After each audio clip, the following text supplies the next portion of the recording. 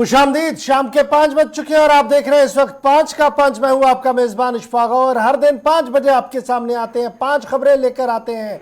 5 उन खबरों पर तबसरा भी करते हैं जिन्हें अभी तक आपने टॉप 5 हेडलाइंस तक जगह दिलाई होती है हमारे सोशल मीडिया प्लेटफॉर्म पर, यानी फेसबुक, ट्विटर, इंस्टाग्राम और कू पर। यानी कुल मिलाकर 10 खबरें 30 से 45 मिनट के इस प्रोग्राम में आप तक रखने की कोशिश करते हैं। मुझे उम्मीद है कि आज भी हमारे प्रोग्राम को आप देखते रहेंगे और अपना फीडबैक हम तक जरूर पहुंचाएंगे। और फीडबैक के लिए याद रखिएगा, आप हमारी राब्ता साइट पर आकर, इनबॉक्स आकर वहां पर तहरीर कर सकते हैं। तो फिलहाल प्रोग्राम का करते हैं आगाज और बताते हैं आपको कि आपने किन 5 खबरों को अभी तक टॉप 5 हेडलाइंस में जगह दिलाई है। कौन सी है वो 5 बड़ी खबरें? ये आपके टेलीविजन स्क्रीन पर वो 5 खबरें आ चुकी हैं जी। पहली बड़ी खबर जो मदरसों को लेकर है, मुल्क के अंदर एक बड़ा फैसला उत्तर प्रदेश हुकूमत की तरफ से लिया गया है कि अब कोई भी स्कॉलरशिप यकम क्लास से लेकर 8वीं जमात तक मदरसा के तलबा को नहीं मिलेगा। और सेंट्रल गवर्नमेंट और स्टेट गवर्नमेंट का ये जो डिसीजन आया है, ये उस वक्त आया है जब मुल्क के अंदर निज़ाम मदरसे को बेहतर कराने के लिए कई कोशिशें की जा रही है। और यह कहा जा रहा है कि राइट टू एजुकेशन एक्ट जो है वो पूरे मुल्क के अंदर नाफिजुल अमल हो गया है और इस तरीके से हर एक को यह हक हासिल है कि वो तालीम से रोशनास हो सके। इसमें स्कॉलरशिप देकर स्कूल लाने का कोई फंडा नहीं बनता है। स्कूल और मदरसे इस तरीके से भी हर जगह पर चलाए जाएंगे और इस तरीके से ये जो एक प्रोविजन था स्कॉलरशिप का, उसको हटा दिया गया है। और इस खबर को देखा जा रहा है बड़े पैमाने पर। सबसे ज्यादा लाइक एंड शेयर इस खबर को आपने किए हैं। अच्छा जी, दूसरी अहम और बड़ी खबर जो जम्मू कश्मीर से ताल्लुक रखती है, सड़क के दिलदोज हादसे हो रहे हैं और पिछले 24 घंटों के दौरान जहां कई लोगों की मौत वाक़ा हुई, वहीं पर आज सुबह श्रीनगर जम्मू कौमी शाहराह पर भी सड़क का दिलदोज हादसा पेश हुआ है, जिसमें जामिया मस्जिद संगलदान के इमाम समेत उनके 3 और अहले खाना जो है वो जान बहक हुए हैं और इलाके के अंदर सफ़े मातम बिछी है।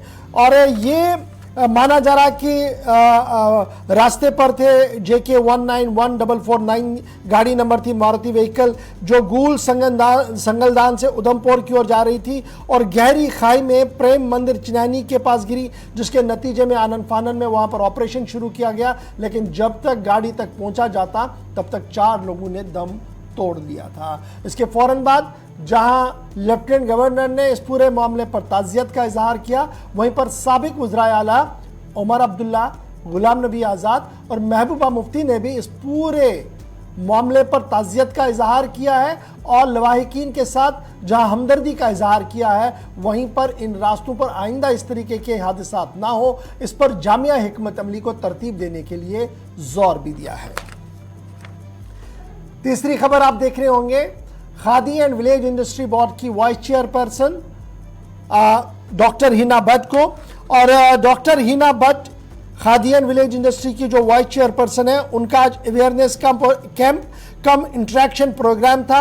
और ये इंटरेक्शन प्रोग्राम जो था ये बागवानपोरा हब्बा कदल श्रीनगर के अंदर मुनक्किद हुआ था, जहां पर डॉक्टर हिना शफी ने vice chairman khadi village industrial board के प्रिजाइड ओवर किया और खादी विलेज इंडस्ट्री किस तरीके से काम कर रही है, क्या कुछ यहाँ से फ़ायदे उठाए जा सकते हैं और किस तरीके से खुद रोज़गार स्कीमों पर काम किया जा सकता है, इस पर उन्होंने अपनी बात और दफ्तर की बात जो है वो रखी है। अगर आप इस इलाके के अंदर बात करें तो ये दूसरा कैंप इस तरीके से होगा। पहला कैंप मायसूमा श्रीनगर के अंदर हुआ था चंद माह पहले और आज हब्बा कदल कॉन्स्टिट्यूंसी के अंदर यह कैंप हुआ था, जिसमें कई नौजवान लड़कों और लड़कियों ने हिस्सा लेकर इस कैंप को कामयाब बनाया है।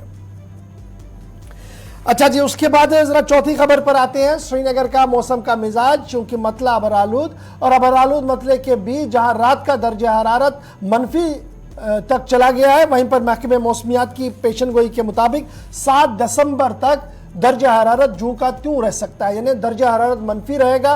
दिन में थोड़ी सी धूप भी होगी, बादल भी दिखेंगे, इस बीच सर्द हवाओं का सिलसिला भी चलेगा। इधर सयाहत पर आए हुए सयाहों ने जहां इस पर खुशी का इजहार किया है, वहीं पर कई सयाहों ने पहली बार इस तरह की शदीद सर्दी रात को महसूस की है, जिसके बाद वो भी ये कहने पर मजबूर हुए कि घर फिरदौस बरोए जमी अस्त हमी अस्तो हमी अस्तो हमी अस्त। और जनाब 5वीं खबर जो है वो सोपोर इलाके से है, जहां पर रेस्क्यू ऑपरेशन उस वक्त शुरू किया गया था जब एक नौजवान ने दरियाए जहलिम के अंदर कूदा और उसके बाद गर्क-ए-आब हुआ। गर्क-ए-आब होने के साथ ही मकामी एसडीआरएफ, मकामी लोगों ने वहां पर रिलीफ रेस्क्यू ऑपरेशन चलाया, लेकिन उसकी जान को न बचा सके। 3 से 4 घंटे तवील इस ऑपरेशन को चलाने के बाद उसकी लाश जो है वो बरामद कर दी गई है और जिसके बाद उसकी शिनाख्त 45 साल शख्स अली मोहम्मद वानी वल्द अता मोहम्मद वानी दीवाना विलेज कुपवारा के तौर पर हुई है और काफ़ी मशक्क़त के बाद उनकी लाश को वहां पर निकाला गया। तो ये थी जनाब वो 5 खबरें जिन्हें आपने हमारे सोशल मीडिया प्लेटफॉर्म पर अभी तक टॉप ट्रेंडिंग खबरों तक पहुंचाया था और इन 5 खबरों के साथ ही अभी शहर श्रीनगर की एक और अहम और बड़ी खबर से आपको रूबरू करवाते हैं। मामला श्रीनगर म्युनिसिपल कॉर्पोरेशन का। श्रीनगर म्युनिसिपल कॉर्पोरेशन के अंदर प्रेस कॉन्फ्रेंस दर प्रेस कॉन्फ्रेंसेज हो रही है, एक दूसरे पर इल्जामात की बौछार हो रही है। इस बीच भारतीय जनता पार्टी आज दूसरी बार 1 महीने के अंदर प्रेस कॉन्फ्रेंस कर रही है श्रीनगर म्युनिसिपल कॉर्पोरेशन के मामले पर और आज प्रेस कॉन्फ्रेंस के दौरान उन्होंने इस बात का ऐलान किया कि जुनैद आजम मत्तू को बीजेपी की जो हिमायत 5 मेंबरों की हासिल थी आज वो उसे वापस ले रहे हैं। जहां उन्होंने बीजेपी की तरफ से ये press conference official press conference करते हुए इस बड़े ऐलान को किया है, वहीं पर इस बात को भी उन्होंने कहा कि अगर कोई भी शख्स नो कॉन्फिडेंस मोशन मेयर या डिप्टी मेयर के खिलाफ लाते हैं तो बीजेपी बराबर उसका सपोर्ट करेगी। और तीसरी बड़ी बात, उन्होंने इल्जाम आज एक बार फिर लगाया कि कानून की धज्जियां बिखेरी जा रही हैं और जिस तरीके से बाबा शहर ने गुज़श्ता दिनों प्रेस कॉन्फ्रेंस की वो सरीहन कानून और आईनी खिलाफ वर्जी है जिसको लेकर हुकूमत को कार्रवाई करनी चाहिए थी।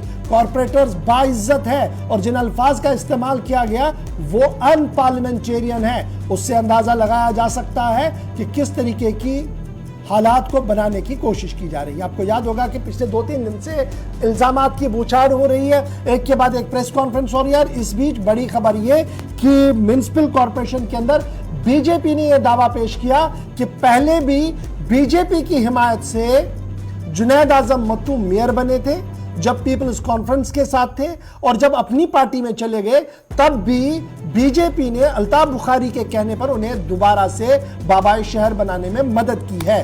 और आज बीजेपी अपनी पॉलिसी को साफ करते हुए कह रही है कि अब वो इस बाबाई शहर के साथ नहीं है क्योंकि हालात बेहतर नहीं है। सीधे श्रीनगर चलेंगे। नजीर गिलकार थोड़ी देर पहले प्रेस कॉन्फ्रेंस कर चुके हैं, मेरे साथ दोबारा आज ज्वाइन कर चुके हैं। बहुत शुक्रिया नजीर साहब ज्वाइन करने के लिए। गुज़श्ता 10 दिनों के दौरान back to back press conferences हो रही है। आपकी तरफ से सबसे पहले प्रेस कॉन्फ्रेंस की गई जिसमें काफी बड़े इल्जामात लगाए गए, ब्लैक टॉपिंग से लेकर दीगर मामलात आपने सामने रखे, कागजात आपने दिखाए, आरटीआई का हवाला दिया। उसके जवाब में म्युनिसिपल कॉर्पोरेशन के मेयर प्रेस कॉन्फ्रेंस कर चुके हैं और उनके साथ deputy mayor, farmer deputy mayor साहब भी थे। उसमें प्रेस कॉन्फ्रेंस के दौरान उन्होंने कहा कि जो कुछ हमने किया कानून और आईन के दायरे में रहकर किया और जो चंद लोग और एक टोली उन्होंने कहा कि जो ये चाहते हैं कि उनकी बोली जाए, ऐसा नहीं होगा। कानून और आईन को अपना काम करना चाहिए।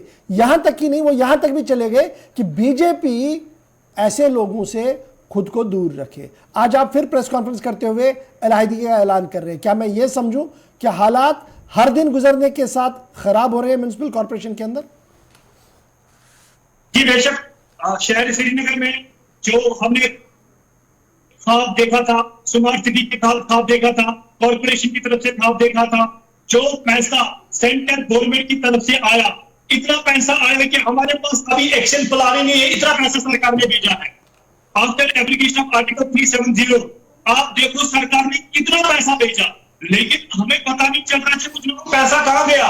या तो ये नाकाबिल मेयर है और आप देखिए इसने खुद ओन किया है, इसने खुद प्रेस कॉन्फ्रेंस दी। उस प्रेस कॉन्फ्रेंस में इसने कहा हाँ मैंने एक मखसूस जगह पे 31 करोड़ रुपए लगाए हैं। जनाब आपके माध्यम से मैं बताना चाहता हूं जहां पे दिन में लोग 50,000 लोग ट्रैवल करते हैं वहां पे हमें प्रियॉरिटी देनी है। डेमोन्स्ट्रेशन के लिए हमें वहां पे प्रियॉरिटी देनी है जहां पे 10 लोग भी ट्रैवल नहीं करते हैं। और ये ऑनरेबल कॉर्पोरेटर्स जो कि इलेक्शन लड़ के आए हैं, जिनको लोगों ने मैंडेट दिया है, ये उनको 2 पैसे का कॉर्पोरेटर कह रहे हैं। उन्हीं ऑनरेबल कॉर्पोरेटर की वजह से तो ये मेयर कुर्सी पे है। हमने आज ओपन ऐलान किया कि हमने बीजेपी ने इसको सपोर्ट किया था, बीजेपी ने जुनैद बट्टू को सपोर्ट नहीं किया था। उस टाइम सज्जाद गनी लोन साहब आए थे, उस टाइम हमारी अलायंस हुई थी पीसी के साथ। उस टाइम जब ये पीसी में थे तब इसको मेयर बनाया गया, और जब हमें लगा कि इसने डेवलपमेंट नहीं की, फिर नो कॉन्फिडेंस मोशन उस टाइम सबमिट किया गया, उसमें बीजेपी का अहम रोल था, बीजेपी ने इसको उतारा। उसके बाद सज्जाद गनी लोन साहब ने इसको क्यों निकाला पार्टी से, यही रीजन था कि इसने शहर में डेवलपमेंट नहीं की। उसके बाद ये अल्ताफ बुखारी के पास गए, एज मेयर नहीं गए, एज कॉर्पोरेटर गए। जैसे हम ऑनरेबल कॉर्पोरेटर हैं वैसे ये भी कॉर्पोरेटर था। इसने फिर मौका देखा, अल्ताफ बुखारी के पास चला गया, वहां के थ्रू हमें पार्टी से अप्रोच किया, फिर हमने फिर से सपोर्ट किया, हमने इसको मेयर बनाया ताकि शहर में डेवलपमेंट हो। हम कॉर्पोरेटरों के साथ हैं, हम यहाँ के लोगों के साथ हैं, हम मखसूस किसी जगह के साथ नहीं है। हमने ऑफिशियली इसका जो हमने सपोर्ट किया था, हम 8 कॉर्पोरेटर हैं, 4 हम जिन पे जीते हुए हैं, बाकी हमारे इंडिपेंडेंट ग्रुप है। टोटल बीजेपी के 8 कॉर्पोरेटर हैं। हमने ऑफिशियली जो सपोर्ट इसको दिया था वो सपोर्ट आज हम विड्रा कर रहे हैं। अच्छा जी, नजीर गिलकार साहब, फिर जो मेयर साहब कह रहे हैं कि जनाब एक नेक्सस है बिटवीन नेशनल कॉन्फ्रेंस और भारतीय जनता पार्टी, वो आज एक पर्दा तो आपने खोल ही दिया, दोबारा से कहा कि जनाब बड़ी चीजें चलती हैं, क्योंकि 8 लोग ये फैसला नहीं करेंगे कि बाबा शहर कौन होगा और कौन नहीं होगा जब तक नेशनल कॉन्फ्रेंस और दीगर लोग, कांग्रेस के लोग भी वहां पर है, जब तक वो कहीं ना कहीं कॉन्फिडेंस में ना हो। तो क्या मैं ये समझूं कि आपके जो हम ख्याल पार्टी मेंबर, आपके जो हम ख्याल मेंबर्स, कॉर्पोरेटर्स हैं, उनका ताउन आप लोगों को था तब भी और अब भी? चिराग, पहली बात मैं आपको ये क्लियर करना चाहता हूँ, नेशनल कॉन्फ्रेंस का तो एक कॉर्पोरेटर यहाँ पे, एक कॉर्पोरेटर डिसाइड नहीं कर सकता है ना। नेशनल कॉन्फ्रेंस का एक कॉर्पोरेटर सलमान अली सागर साहब है, बाकी तो इंडिपेंडेंट है। जैसे जुनैद बट्टू नेशनल कॉन्फ्रेंस से रिजाइन करके भी उसने इलेक्शन लड़ा, उसी तरीके से परवेज कादरी ने भी इलेक्शन लड़ा, उसी तरीके से नेशनल कॉन्फ्रेंस ने भी इलेक्शन लड़ा है। वो सारे इंडिपेंडेंट ग्रुप है। पार्टी के बीजेपी के 4 है, नेशनल कॉन्फ्रेंस का 1 है, अपनी पार्टी का 1 है, पीडीपी का 1 है, कांग्रेस के कुछ है, बाकी यहाँ पे जो मेजॉरिटी है वो इंडिपेंडेंट है। हमने ये कहा कि इंडिपेंडेंट लोग अगर नो कॉन्फिडेंस मोशन सबमिट कर रहे हैं, बीजेपी उनको बाज़ाब्ता सपोर्ट करेगी। हम शहर को बचाने के लिए किसी भी हद तक जा सकते हैं। जब हमारे सपोर्ट से जुनैद को मेयर बनाया गया है, क्या हम अपना मेयर नहीं बना सकते हैं? क्या हम इंडिपेंडेंट ग्रुप का मेयर नहीं बना सकते हैं? हमें नेशनल कॉन्फ्रेंस से कोई अलायंस नहीं है, एक बंदे से कोई अलायंस नहीं होती है। बेसिकली ये जो यहाँ पे बड़े अच्छा, ये जो जुनैद अज़म मत्तू साहब कह रहे हैं कि संगीन इल्जामात है जी डिप्टी मेयर के लिए, संगीन इल्जामात है कुछ कॉर्पोरेटर्स को लेकर, और वो काफी वोकल है। इस पिछले 2-3 दिन से हम काफी वीडियोस वायरल देख रहे हैं, ऑडियोज वायरल देख रहे हैं, सोशल मीडिया पर एक कैंपेन चल रहा है, उस पर आपका रिएक्शन क्या है? बिल्कुल सही, मेरी जनाब रिएक्शन है। पहली बात, जो अभी डिप्टी मेयर हमारे ऑनरेबल डिप्टी मेयर साहब परवेज कादरी, उसको तो बनाने वाला जुनैद बट्टू साहब थे। आप जनाब रिकॉर्ड चेक कीजिए, सीसीटीवी फुटेज चेक कीजिए, जब इसने उसको डिप्टी मेयर बनाया, डिप्टी मेयर कुर्सी में बिठाया, एट दैट टाइम जुनैद साहब ये क्राइड एट दैट टाइम, वो तो रो रहा था कि ये मैंने इसको डिप्टी मेयर बनाया, तब ये ठीक था। आज कैसे गलत हो सकता है? बेसिकली ये माइंड डाइवर्ट करने के लिए जो बड़े स्कैम हुए हैं शहर में, जो एसएमसी में बड़े स्कैम हुए हैं, माइंड डाइवर्ट करने के लिए ये ऐसे बातें कर रहा था। सेकंड, ये कह रहा है कि मैं कोई एग्जीक्यूटिव एजेंसी नहीं हूं, एग्जीक्यूटिव अथॉरिटी नहीं है, रिक्रूटमेंट अथॉरिटी नहीं हूं। अगर इसकी अथॉरिटी नहीं है तो कौन सा कॉर्पोरेटर इसके पास जाएंगे जनाब यहाँ पे साइन करो? इसके पास तो अच्छा जी, एक चीज जो हम आपसे समझना चाहते हैं, इल्जाम आपका भी है, जवाबदार इल्जाम वहां से भी है, और इल्जामों और जवाबी इल्जामों के बीच काफी कहानियां हम सुन रहे हैं। तो ऐसा नहीं हो सकता था कि आप ये पूरा मैटर रेफर करते एनआईए को, सीबीआई को, एसआई को, क्योंकि आपके पास हुकूमत है और हुकूमत इन्वेस्टिगेट करवाती कि जुनैद अज़म मत्तू साहब कहां पर गलत है, डिप्टी मेयर साहब कहां पर गलत है। एक डिस्कशन हो जाता है इसमें, रादर ये कि हम जी बाहर आ रहे हैं और चोर मसेरे भाई हैं जी वो लड़ते रहे। जनाब ऑफिशियली हमने एसीबी को लिखा है, ऑफिशियली हमने विजिलेंस को लिखा है। यहाँ पे बहुत सारे स्कैम है जो कि एसीबी के पास है, जो कि विजिलेंस के पास है, लेकिन ये जनाब दबाव डाल रहा था। जैसे परसों प्रेस कॉन्फ्रेंस का ऑनरेबल प्राइम मिनिस्टर साहब ने कहा अगर कोई कुछ करे तो मेरे पास आना है। ये बच्चा जैसे बात कर रहा है, एक शहर का जिसको हम फादर ऑफ सिटी कहते हैं, उसको शोभा नहीं देता ऐसी बातें करना, उसको शोभा नहीं देता है कि इनको 2% ये कॉर्पोरेटर कहे। एक क्रेडिबिलिटी होती है, यही सीख के ये बाहर से आया है। अच्छा, क्या मैं ये समझूं, एक लास्ट चीज नजीर गिलकार साहब, आप गुज़श्ता दिनों जम्मू के अंदर थे, वहां पर भी मीटिंग हुई, क्या मैं ये समझूं कि पार्टी ने एक ऑफिशियल लाइन ली कि चलिए हंगामा खड़ा कीजिए, देखते हैं कि कौन कहां पर बैठेगा? जनाब, we have taken official permission from the party high command. They have given us permission to withdraw support to the honorable mayor of Srinagar. ये ऑफिशियली हमें तो आज के दिन में अच्छा, आज के दिन में अब क्या कुछ लीगल पोजीशन है? मेयर साहब कह रहे हैं कि कांग्रेस भी मेरे साथ है, इंडिपेंडेंट भी मेरे साथ है, आप भी दावा कर रहे हैं, तो क्या आपका फिगर क्या कुछ कह रहा है, आपका अर्थमेटिक क्या कुछ कह रहा है, किसके पास कितना है? आने वाले समय में आपको पता चलेगा। हमारे पास 60 कॉर्पोरेटर है, इंडिपेंडेंट ग्रुप है, बीजेपी के आंख मिलाकर हुए हैं 60 कॉर्पोरेटर्स जिन्होंने साइन भी किया है। आने वाले समय में हम लोग कॉन्ट्रीब्यूशन सबमिट कर रहे हैं, इसको कुश्ती से उतार रहे हैं, हम उसको चुनेंगे जिसको यहाँ पे कॉर्पोरेट चुनेंगे। लेकिन एक बड़ा सवाल है ना नजीर गिलकार, जो कॉर्पोरेटर्स अपना हाउस नहीं चलवा पाए, जो कॉर्पोरेटर सरकार में बैठकर भी निजाम को दुरुस्त नहीं करवा पाए, इनसे कैसे एक्सपेक्ट करेंगे कि अब जनाब शफाफियत होगी और बाबा शहर को निकाला जाएगा, नए साहब आएंगे तो निजाम बेहतर होगा? ये तो ऐसा नहीं लग रहा है कि मौकरी हो रही है इस डेमोक्रेसी में। जनाब, ये तो एम्पावरमेंट का इशू है। इस मेयर ने हमारे कॉर्पोरेटर को एम्पावरमेंट नहीं दी है। He has given clear direction to the SMC administration. आप कोई भी कॉर्पोरेटर आपके पास आए उसको ऑन मत करो, उसकी बात मत मानो। अगर कोई कॉर्पोरेटर कुछ कह रहा पहले मुझे बताओ। इसने तो यहाँ पे वो बेचारे मजबूर है, यहाँ के जो ऑफिसर थे वो तो मजबूर है। इसने तो ऑफिशियली कहा है कॉर्पोरेटर को एम्पावर मत करो, कॉर्पोरेटर को अंदर आने मत दे दो। तो कब तक ये अब ऑफिशियल मूव होगा नो कॉन्फिडेंस मोशन का?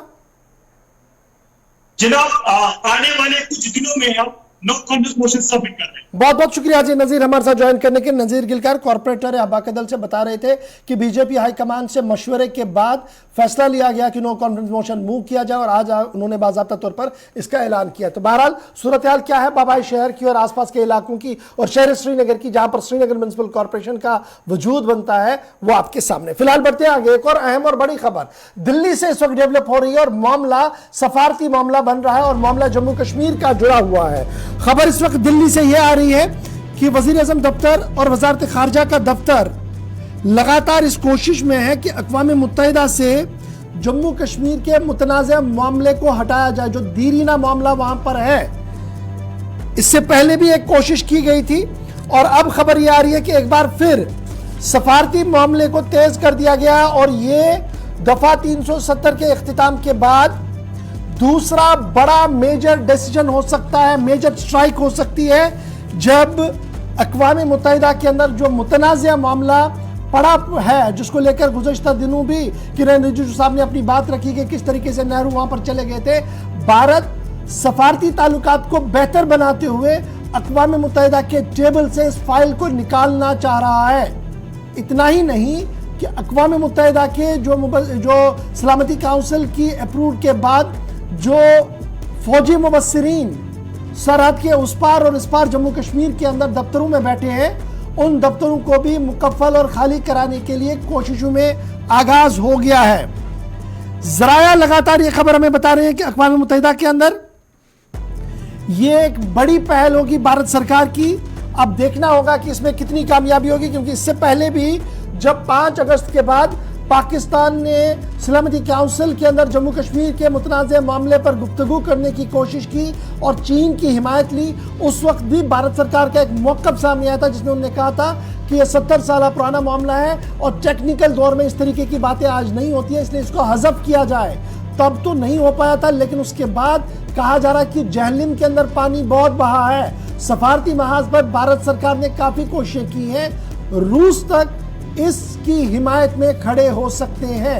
यानी एक तरफ से फिर चीन होगा, एक तरफ से पाकिस्तान होगा, और कौन सी ऐसी जमात होगी जो मुल्क होगा जो पाकिस्तान का सपोर्ट वहां पर करेगा। लेकिन खबर यह है कि आने वाले दिनों में कभी भी इस तरीके की खबर सफारती महाज पर आ सकती है। मजीद क्या कुछ खबर है, सीधे चलेंगे अपने साथी के पास जो इस वक्त मेरे साथ ज्वाइन कर चुके हैं, आसिफ रशीद। आसिफ, अपडेट कीजिएगा कि दिल्ली की फिजाओं में क्या हलचल है जम्मू कश्मीर को लेकर, क्योंकि माना जा रहा है कि 2024 और 2023 काफी सरगर्मियों भरा रहेगा जम्मू कश्मीर के हवाले से। देखिए, दिल्ली के अंदर जो जराए हैं वो ये कंफर्म कर रहे हैं कि अक़वाम मुत्तहिदा की सलामती काउंसिल का इजलास जब बार हुआ है, तब हमने देखा है कि भारत और पाकिस्तान के जो नुमाइंदे हैं या एलची हैं वो एक दूसरे पर काफी ज्यादा सवालात या उंगलियां उठाते रहे हैं। लेकिन आज की जो ताजा डेवलपमेंट है, जिस पर कोशिशें बहुत तेज हुई हैं, और ये वो डेवलपमेंट है जो जम्मू कश्मीर के इस मामले को एक बार फिर से सुर्खियों में ला सकती है। सरकार का पहले भी मौकिफ था, 5 अगस्त 2019 के बाद उस मौकिफ को सरकार मजबूती के साथ पेश करती रही है, और बैनुल-अक़वामी सतह पर जो उसे बहुत सारे बड़े ममालिक या आलमी ताकतों की तरफ से सपोर्ट भी हासिल हुआ है, उसके बाद लग रहा है कि आने वाले दिनों के अंदर एक बड़ा कदम होगा। वो कदम क्या होगा कि जो जम्मू कश्मीर के अंदर एक ग्रुप है, इस तरफ भी और उस तरफ भी, जो पीओके के अंदर भी एक दफ्तर काम करता है, अक़वाम मुत्तहिदा सलामती काउंसिल के जो नुमाइंदे हैं उनको वक्त की रिपोर्ट जो है वो पीओके से भी पहुंचती है, और श्रीनगर से यानी जम्मू कश्मीर इस भारत वाले हिस्से से भी उनको पहुंचती है कि यहां पर सीज फायर वायलेशंस या बाकी मामलात क्या है जो मिलिट्री से जुड़े हुए हैं, सारे ऑपरेशंस और सीज फायर वायलेशन से जुड़े हुए, वो पल पल की रिपोर्ट्स वहां पहुंचती है। लेकिन इतलात के मुताबिक कि आने वाले दिनों के अंदर सबसे बड़ा फैसला अब तक का हो सकता है जम्मू कश्मीर के ताल्लुक से, वो ये कि इस तरफ भी जो ग्रुप है मिलिट्री ऑब्जर्वर का, यानी जो मिलिट्री ऑब्जर्वर ग्रुप भारत और पाकिस्तान के नाम से बनाया गया था, वो इस तरफ से भी खत्म किया जा सकता है, और पाकिस्तान वाले पर भी हलचल काफी ज्यादा हो सकती है। यानी अगर अक़वाम मुत्तहिदा सलामती काउंसिल यहां वाले ग्रुप को या जो श्रीनगर के अंदर दफ्तर काम करता है, जहां पर जो मिलिट्री ऑब्जर्वर्स बैठे हैं, यूएन को वो लगातार रिपोर्ट करते हैं, उनकी बड़ी जिम्मेदारी है, वो किसी भी वक्त यहां से हटाए जा सकते हैं। और इस पर सरकार ने, आज की बात नहीं है, 2016 और 17 में भी और 2020 के बाद भी मुसलसल सिक्योरिटी काउंसिल के इजलास में भारत के जो नुमाइंदे हैं या मुंदबीन जो हैं या डेलीगेट्स रहे अक़वाम मुत्तहिदा के अंदर, उन्होंने इस बात को दोहराया है। अब जब हम देखते हैं कि इन दफ्तरों का क्या काम था, तो सरकार का एक वाज़ेह मौक़िफ़ है कि ऐसी सूरत हाल अब बिल्कुल भी नहीं है, ना कोई ऐसा, चूंकि मुख्तलिफ यहां पर रेजोल्यूशंस का हवाला दिया जाता है, 3-4 बड़े रेजोल्यूशन है, जल्दी जल्दी से हम रखेंगे, ज्यादा वक्त नहीं लेंगे देखने वालों का। रेजोल्यूशन 39 एक पास हुआ 1948 में, और उसी वक्त एक रेजोल्यूशन 47 पास हुआ। करारदादें 2 थी। मकसद यह था कि जम्मू कश्मीर का मसला जो है, जिस पर भारत और पाकिस्तान 1948 से काफी ज्यादा जो मिलिट्री ऑब्जर्वर्स थे वो भी अपने अपने सूरत हाल, अपने अपने इलाकों से सूरत हाल पर नजर रख रहे थे, लेकिन खदशा यह था कि आने वाले सूरत हाल में दोनों के दरमियान जैसी जंगें हुई हैं, इसका खदशा पहले से था 48 से।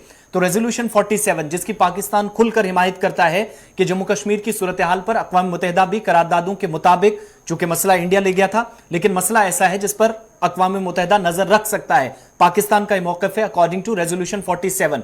लेकिन भारत का मौक़िफ़ क्या है? 2016 में भी दिल्ली के अंदर और 2010 में दिल्ली से ही 2 बड़े अखबारों में 2 बड़ी रिपोर्ट्स आई इशफाक, उनमें यह कहा गया कि आप जो जम्मू कश्मीर का मसला है, डिस्प्यूटेड लिस्ट जो है यूनाइटेड नेशंस की, उससे बाहर कर दिया गया इस मसले को। लेकिन इसका बाद में जब देखा, तहकीक की गई, तो बहुत सारी खबरें आधी अधूरी रह गई, मसला वहीं दब गया। अब चूंकि आज के वक्त में UNMOGIP, United nation military observing group 1949 से जो काम कर रहा है, और जम्मू कश्मीर के अंदर जो सूरत हाल रही है, कन्फ्लिक्ट जोन भारत और पाकिस्तान के दरमियान बना रहा, इस सारी सूरत हाल को सिक्योरिटी काउंसिल के मेंबर निगरानी करें, देख सकें। इसके लिए 2 दफातर बनाए गए, एक जो उस तरफ जिसके 6 इस वक्त अलग अलग फील्ड्स हैं, जो मुजफ्फराबाद से बाकी इलाकों कोटली के आसपास हैं, जबकि जम्मू कश्मीर यानी भारत वाले हिस्से में 4 अलग अलग, यानी 1 मिलिट्री ऑब्जर्वर ग्रुप है, लेकिन 4 अलग अलग जो है वो फील्ड स्टेशंस काम कर रहे हैं। कुल मिलाकर 10 फील्ड स्टेशंस काम कर रहे हैं जम्मू कश्मीर के अंदर, जो यूएन को रिपोर्ट करते हैं, और जो जराया दिल्ली के अंदर कंफर्म कर रहे हैं कि भारत ने कोशिशें तेज कर दी हैं, और यह भी मौक़िफ़ पेश किया है कि हमने 24 तारीख साल 2021 को जो कहा था, यानी पाकिस्तान के साथ आपको याद होगा कि मिलिट्री लेवल पर एक बातचीत हुई, सीज फायर वायलेशन नहीं होगी, सरहदें बिल्कुल खामोश है। दूसरा, 5 अगस्त के बाद जो बड़े फैसले लिए गए, उनमें भारत की तरफ से मौक़िफ़ वाज़ेह तौर पर पेश किया गया है कि सूरत हाल इतनी बेहतर हुई है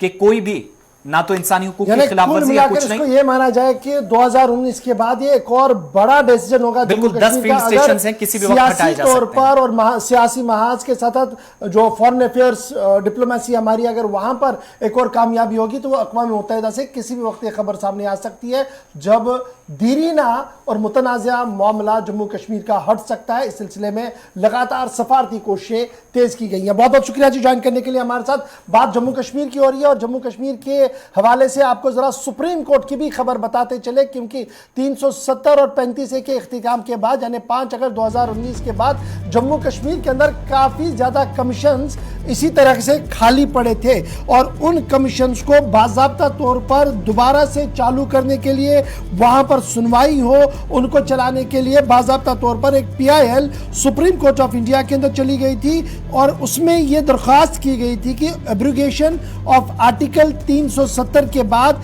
कई कमीशन जम्मू कश्मीर के जो हैं वो जी हेडलेस है, काम नहीं कर रहे हैं और उन्हें फंक्शनल बनाया जाए ताकि वहां की आवाम को फायदा और राहत मिल सके।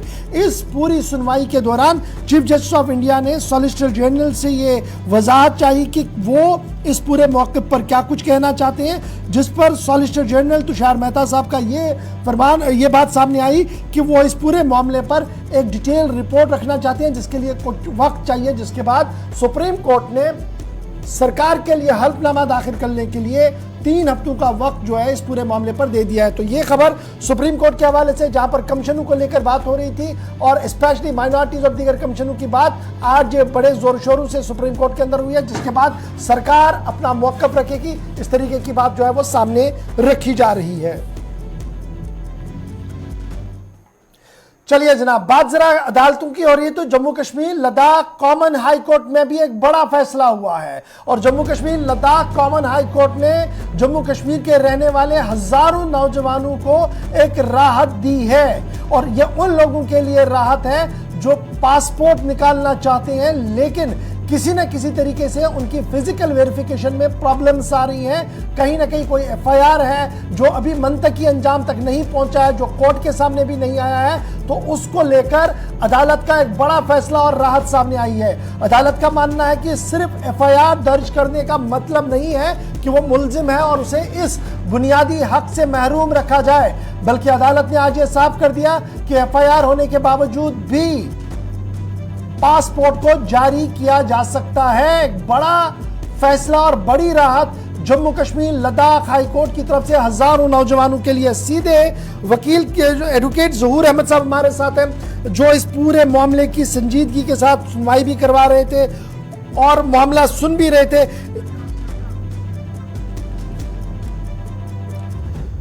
तो बड़ी खबर हम आपको बता रहे हैं इस वक्त, जो अहम और बड़ी खबर है जम्मू कश्मीर लद्दाख हाई कोर्ट से जो सामने आ रही है वो यही आ रही है कि हजारों नौजवानों के लिए एक राहत की खबर है, क्योंकि लगातार ये खबर सामने आ रही थी कि पासपोर्ट नहीं मिल रहा है और अब कहीं ना कहीं मामला हल होता हुआ नजर आ रहा है। जम्मू कश्मीर लद्दाख हाई कोर्ट ने एक बड़ा फैसला लिया है जिसमें उन्होंने ये साफ कर दिया है कि खालिस FIR किसी जगह दर्ज होना या एप्लीकेशन होना उसको इस हक से नहीं रोक सकता है कि उसे पासपोर्ट ना दिया जाए। यानी कहीं ना कहीं राहत है, कोशिश करेंगे कि लीगलिटी और दीगर मामले जो हैं वो इसके समझे श्रीनगर चलने की कोशिश करेंगे, जहां से एडवोकेट ज़हूर साहब हमारे साथ ज्वाइन करेंगे ताकि उनसे मज़ीद इस पूरे मामले पर बात हो। लेकिन एक बड़ी राहत के तौर पर इस पूरे मामले को माना जा रहा है, देखा जा रहा है और कहा जा रहा है कि इससे बहुत सारे लोगों को राहत मिलेगी। अब देखना होगा कि इम्प्लीमेंटिंग एजेंसियां जो हैं वो किस तरीके से इसको करेंगे, क्योंकि इसी तरीके से जब टैक्सेस के मामले पर और गाड़ियों के मामले पर इन्हीं वकील साहब ने अदालत का दरवाज़ा खटखटाया था, अभी वो मामला लिंगरिंग में है, तो ये कितना जल्दी होगा ये भी एक बड़ी बात देखने लायक होगी।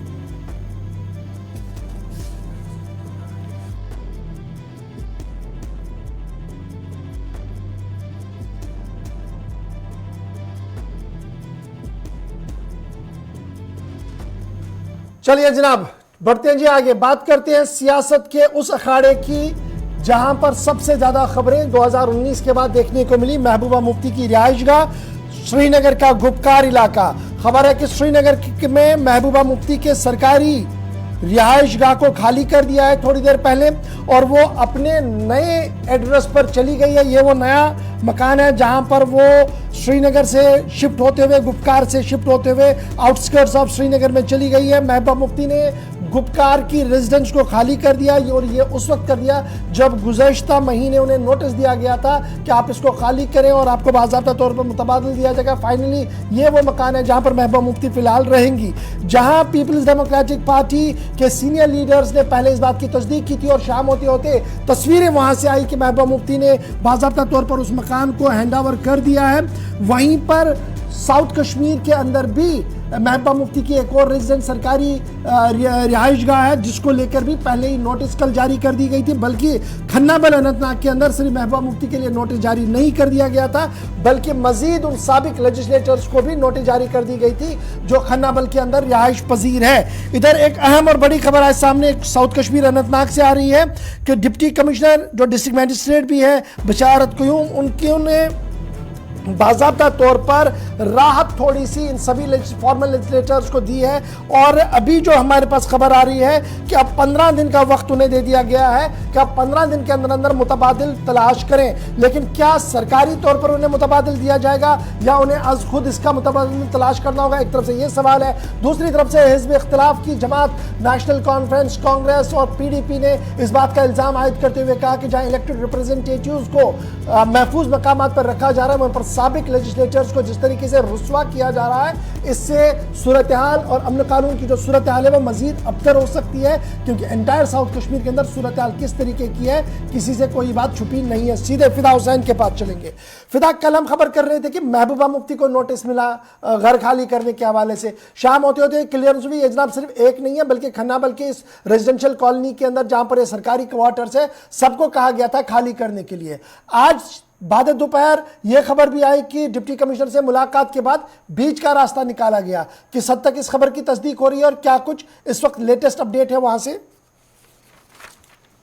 हाँ बिल्कुल, देखिए इशफाक, जहां कल इतवार के दिन काफी जो है सरगर्मियां रही खन्नाबल कॉलोनी के अंदर, जहां पे साबका जो विधायक है, जो मेंबर असेंबली भी रहे हैं, वो वहां पर कयाम पसीर है। सरकारी रिहाइशगाह उनको मिली थी वहां पे, तो उसके बाहर जो नोटिस की चस्पा की गई थी, जिसमें फर्स्ट क्लास मजिस्ट्रेट ने वो ऑर्डर्स निकाले थे कि आपको 24 घंटे के भीतर अपने सरकारी क्वार्टर जो है वो खाली करने हैं। तो उसके बाद आज कहीं ना कहीं पे एक राहत मिली है। जिस तरह से आपने कहा कि एक राहत मिली है, 15 दिन की राहत मिली है कि 15 दिन के अंदर अंदर वो अपने सरकारी क्वार्टर खाली करे। और इस सिलसिले में आज एक वफद भी जो जिनके नाम उसमें आए हैं, उन्होंने आज डिप्टी कमिश्नर अनंतनाग के साथ मुलाकात करके ये बताया कि हमें कहाँ जाना है। लेकिन उसके बाद उन्होंने उनको यही कहा कि 15 दिन की जो मोहलत है वो आपको दी जा रही है। उसके बाद जो मजिस्ट्रेट है, फर्स्ट क्लास मजिस्ट्रेट, वो वहां पर गए, उन्होंने उनसे दस्तखत भी लिया है कि 15 दिनों के बाद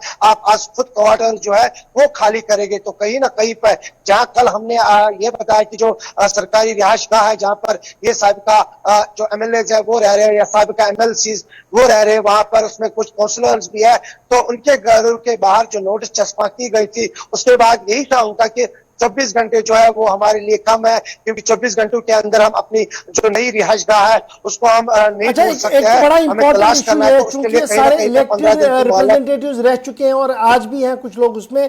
तो क्या सरकार ने कोई सरकारी तौर पर मुतबादिल सिक्योरिटी पॉइंट ऑफ व्यू से दिया है या आज खुद उन्हें तलाश करना होगा? और ये सिक्योरिटी पॉइंट ऑफ व्यू से कैसे ले रहे हैं वो फॉर्मल लेजिस्लेटर्स?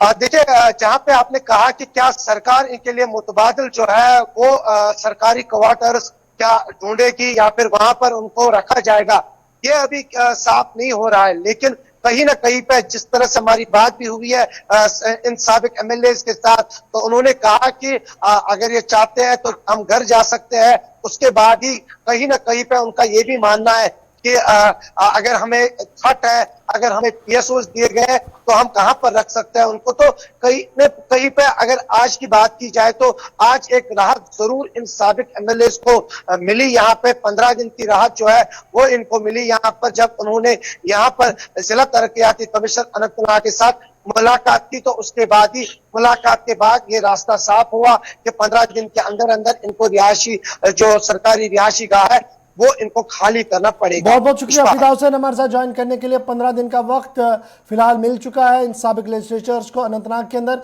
जहां पर उन्हें पहले 24 घंटे का वक्त था, आज 15 दिन कर दिया गया है। लेकिन अभी भी इस बात का तजब्जुब है कि 15 दिन के बाद क्या वो सरकारी किसी और रिहाइश गाह में जाएंगे, उन्होंने आज खुद रिहाइश गाह ढूंढनी होगी जहां पर वो सेफ और सिक्योर रह सकते हैं। एक बड़ा सवाल अभी इस पर है जिसको हम जानने की जरूर कोशिश करेंगे। फिलहाल 5 के पंच में इस वक्त मेरे साथ बस इतना ही। आप बने रहेंगे हमारे साथ, लेकिन चलते चलते आपको लिए चलेंगे उधमपुर और आपको बताएंगे कि अपनी मदद आपके जज्बे के तहत किस तरीके से लोग खुद सड़क बना रहे हैं। और ये तब बना रहे हैं जब सरकार के बड़े बड़े दावे हो रहे हैं कि हर गांव और हर शहर के अंदर सड़कें बना रहे हैं, लेकिन ये आवाम किस तरीके से अपना काम खुद कर रहे हैं और अज खुद अपनी मदद के तहत सड़कों का तामीर कर रहे हैं। देखिएगा इस रिपोर्ट। मुझे दें इजाजत।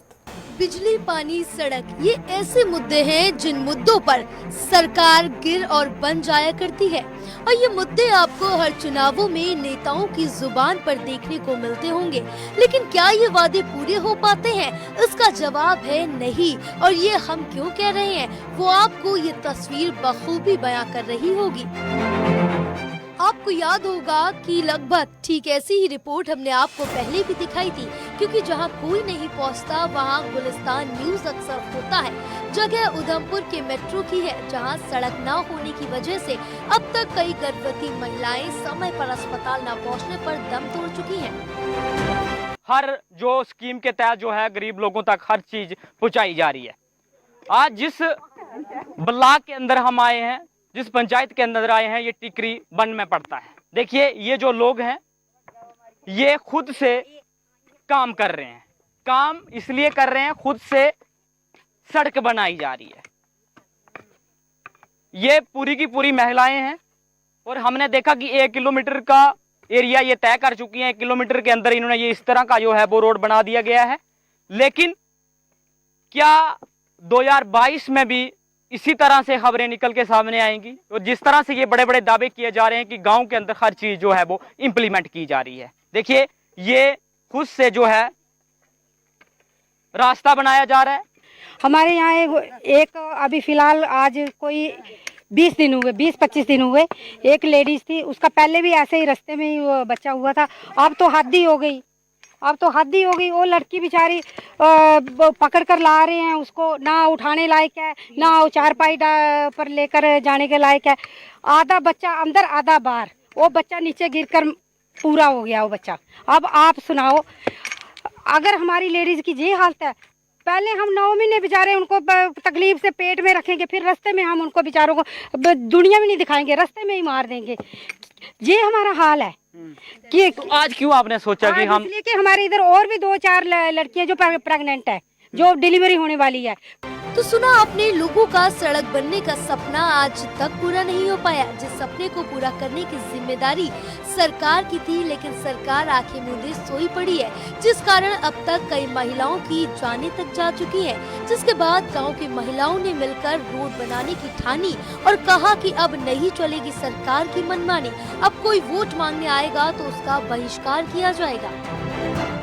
हर आदमी, कोई बीमार, किनकी डिलीवरी और बुजुर्ग लोग, उन्होंने जाना पड़ता है। कैसे जाएंगे? खड्डे देखो इधर कितने खड्डे हैं, तो खड्डे के बीच थोड़े चल सकते हैं वो। तो इसलिए हम जो नारी शक्ति वाले हैं, तो हम भी दिखाएंगे ना कि नारी शक्ति भी क्या होती है। तो सारी नारियां इकट्ठी होकर पूरे इलाके की, और हम हर ये बनाते रहते हैं। जैसे कोई बीमार है तो जहाँ भी खड्डा पड़ा तो हम ये बनाते हैं, बनाएंगे। जब बारिश का पानी आता है तो खड्डे ही खड्डे पड़ जाते हैं इधर, तो क्या करें हम? बच्चे भी जाना होता है, छोटे बच्चों ने भी जाना होता है, हमने भी जाना होता है, सब ने। बोर्ड के टाइम कौन लोग आते नहीं है? हाँ, क्यों नहीं आते हैं? सारे आते हैं वोट मांगने के लिए, हाथ ऐसे कर करके।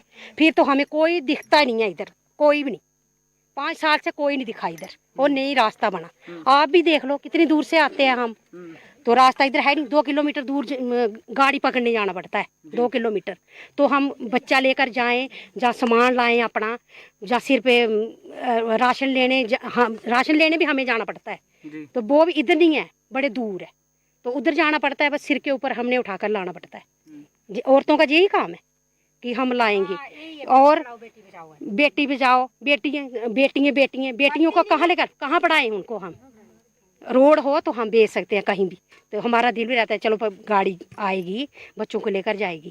तो सुना आपने, एक एक बेटी पढ़ाओ बेटी बचाओ अभियान चलाया जा रहा है, तो वहीं दूसरी तरफ बेटियां सड़क ना होने की वजह से स्कूल नहीं जा पा रही हैं। खैर ये तस्वीर नई नहीं है, ऐसी तस्वीरें आपको समय समय पर गुलिस्तान न्यूज दिखाता आया है और आगे भी दिखाता रहेगा। Bureau report. बिजली पानी